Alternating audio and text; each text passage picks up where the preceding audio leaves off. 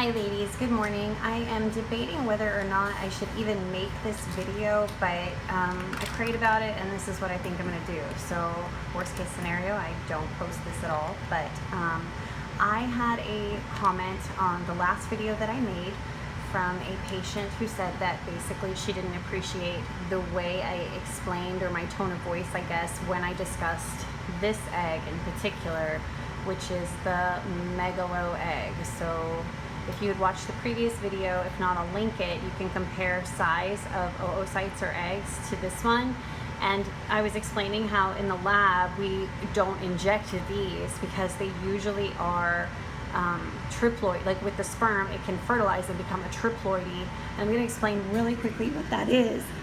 So in like a human hand or your skin cells or whatever, pretend that looks like a hand, we have 46 chromosomes. But in sex cells, that is divided into the egg, of course, which has ideally 23, and then into the sperm, which also has 23. This is called a polar body. It actually houses the extra chromosomes. So, well, some of them. Anyway, we'll go into all that in another video. So, you know, when they come together, we're supposed to get the embryo with 46 chromosomes. Eggs like this might already have 46, and that makes an issue because 46 plus 23 becomes 69. And so what I said is that won't make something human.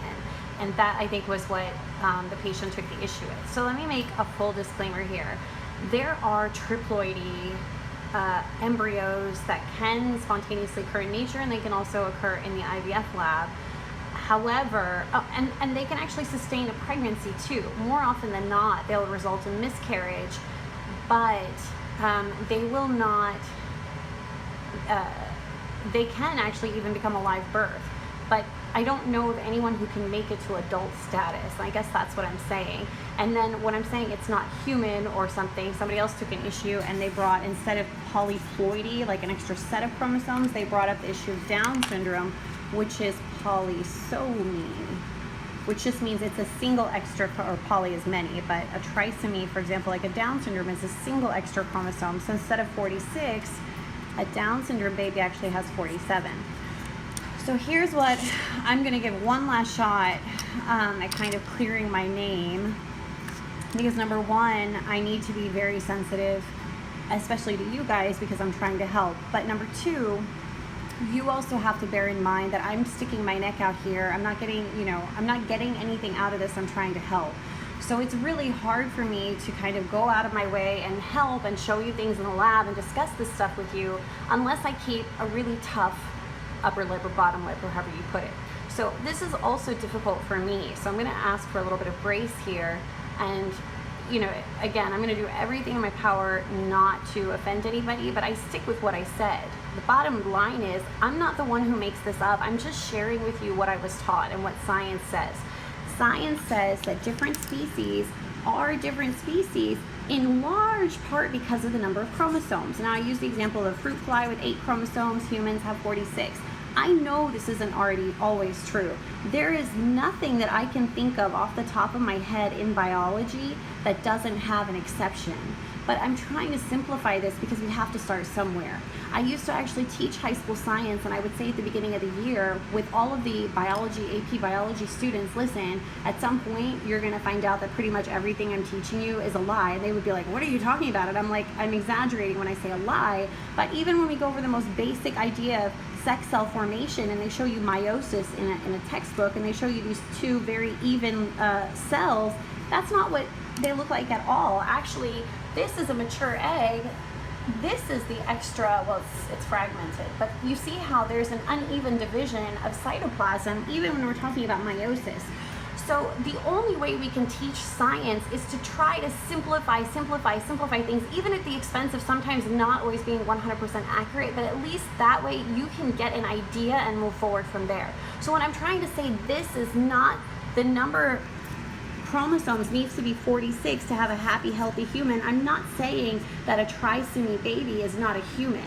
But Darwinian evolution, now we have to talk about evolution, would say, there are going to be these random errors as a species evolves. So when you see a trisomy, baby, or that happens in the lab or whatever, a Darwinian evolutionary scientist would argue that this is actually the progression of the human species. That's what happens. It doesn't mean that that individual is not a human, but it means that as a rule of thumb, humans have 46 chromosomes. We need 46 chromosomes to sustain happy, healthy life.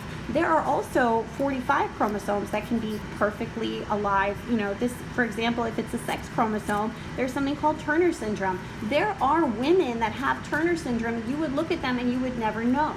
You would have no idea that this woman has 45 chromosomes. Of course, I'm not saying that she's not human. Of course, I'm not saying she's not human. I'm saying in the lab, we want to create happy and healthy human beings. This egg would normally never be injected, and even that, there is an exception to, and I'm going to go over that exception here. We had a case actually here, interestingly enough, a few months ago where the patient only had 4 eggs. Okay, that was all she had. And it was a PGT-A case. She was doing genetic testing. Now, the clinic that I work at, they get 4 biopsies included, and she only had 4 eggs. One of them was a megalo egg. Guess what we did? We injected all 4. Do you want to know why? It's because it's not going to cost her anything. We let her know this is what this case is, but we did it anyway. It's not going to cost her anything if we biopsy it and send it to the lab, and it's already included in her package. So we're not charging, you know, she's not paying the extra money. We're just giving that Hail Mary shot, and who knows, maybe it could possibly be normal, because nothing is an exact science in the embryology lab. So who knows? So we were able to push it to finish, you know, biopsy it. It did come back triploidy of maternal origin, you know, it had 69 chromosomes. However, at least that patient had the closure, she didn't pay anything, and it was a PGT-A. We never would do that if it was not a genetically tested embryo. I would never agree to inject this and load it in a catheter and give it back to a patient, because I don't want, God forbid, it to lead to a miscarriage or even the pregnancy to take to completion, and then, you know, the patient have a beautiful baby that, you know, doesn't make it past the first few days of life. So again, I just wanted to give a few thoughts on all of that, because I know the comments started to kind of go off topic, and, you know, plants and polyploidy and ploidy in plants and Down syndrome and trisomies and monosomies and everything. But the bottom line is, I will always do everything I can to be sensitive to your experiences. If you haven't noticed from my voice, I'm also a female that may or may not have her own fertility journey. Any of us who have miscarried know that it's a super, super sensitive topic. It's very easy to rub one another the wrong way. That's why I'm gonna make a plea here, please. I'm gonna do everything I can, but I also need you to have some grace with me if you want me to help. If you don't want me to help, then maybe this channel is just not for you. Maybe this isn't something that you should participate in. But I can't help you if, you know, my tone of voice is gonna bother you, and then I tell you, look, I'm sorry, and then you still pick on what I say. I'm telling you what I'm taught. I'm teaching you what I'm taught. I will take your feedback into consideration. But after this point, I just can't really entertain the nitpicking anymore. So that's kind of where I'm at. I hope that's like my extension of peace.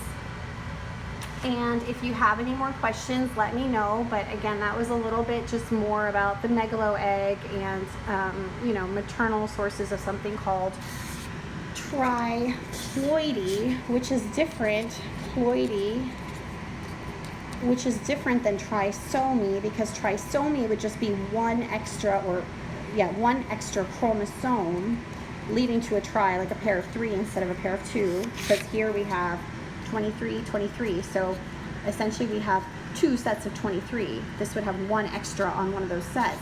A triploidy would have an entire extra set of chromosomes.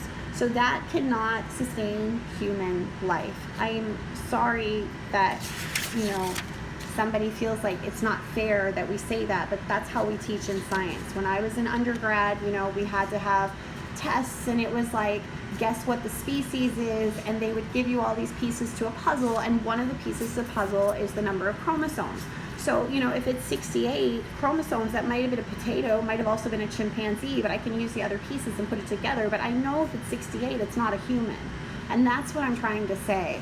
I hope every single one listening to this has success on her fertility journey, and I hope that this channel can be of benefit to you, and I am so grateful to you for providing your feedback. So hopefully this will kind of settle that. Take care, you guys. Bye bye, megalo egg.